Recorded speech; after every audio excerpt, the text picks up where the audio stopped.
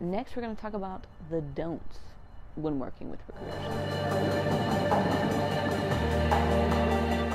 So the very first thing is, don't let them oversell you on a client. Here's what I mean. When I had a situation where I was talking to a recruiter and they were like, oh, you'd be perfect at this job, and this definitely fits your description and all these other things.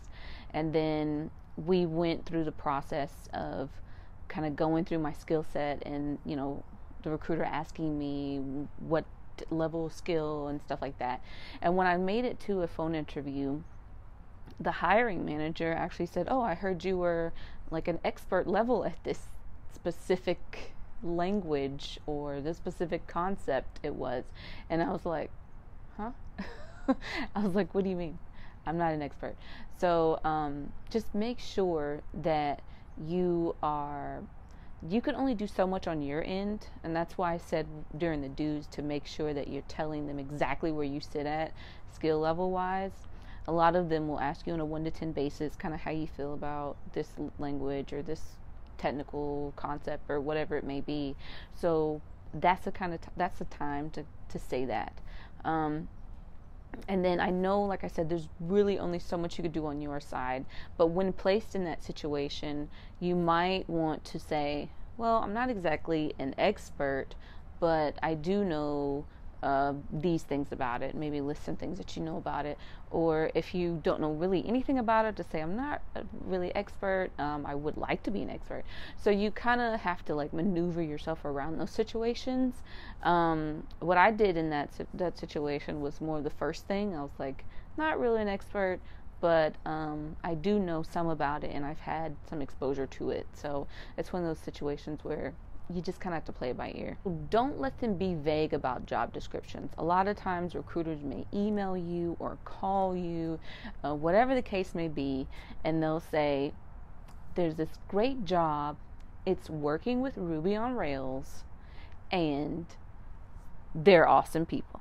You want to ask more questions, get more out of them if they're not giving you the information.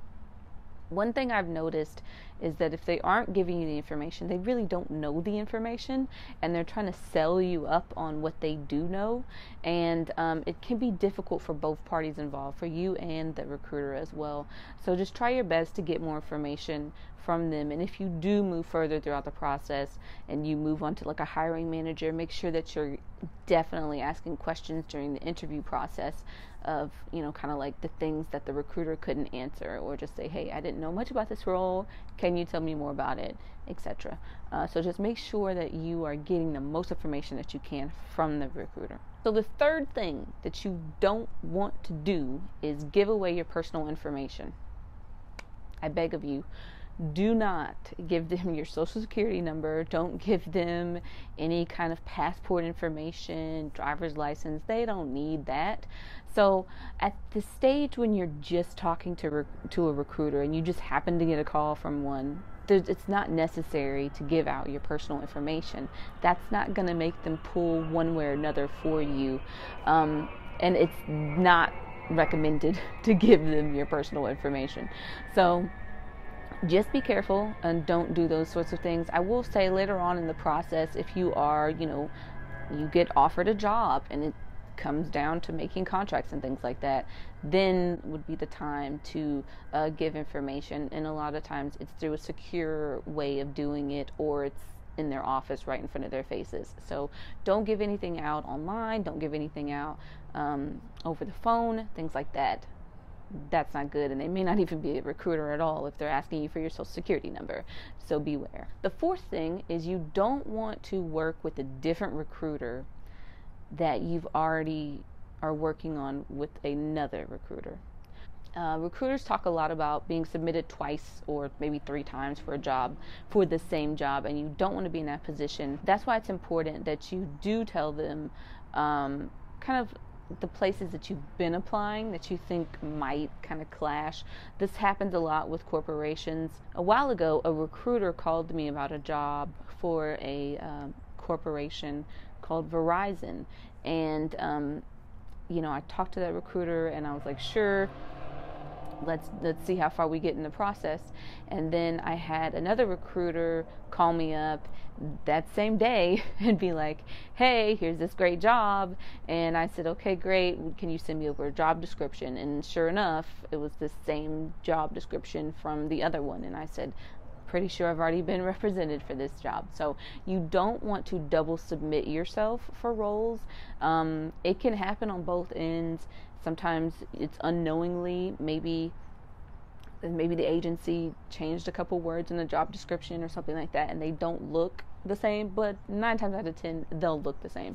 So just be careful, make sure that you're actually paying attention to what you're applying for and what you're actually giving people the right to represent you with. And make sure, if they do tell you to fill out like a right to represent form, that you actually read it and make sure you're not signing your life away.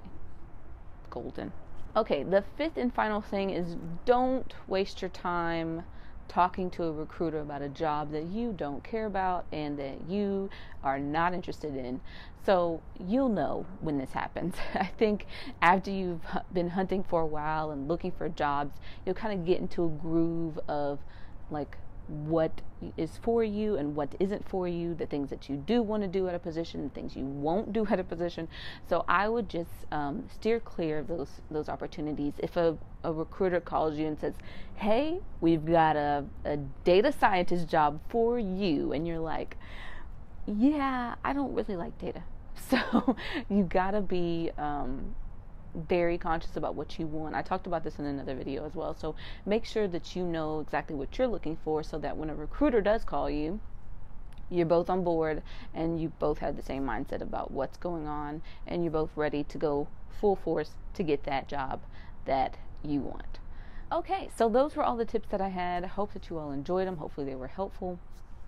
If there's any that I forgot, didn't know about, didn't mention, let me know in the comments below. I'd like to hear about your experience working with technical recruiters. And again, thank you for watching, and I'll see you all in the next one.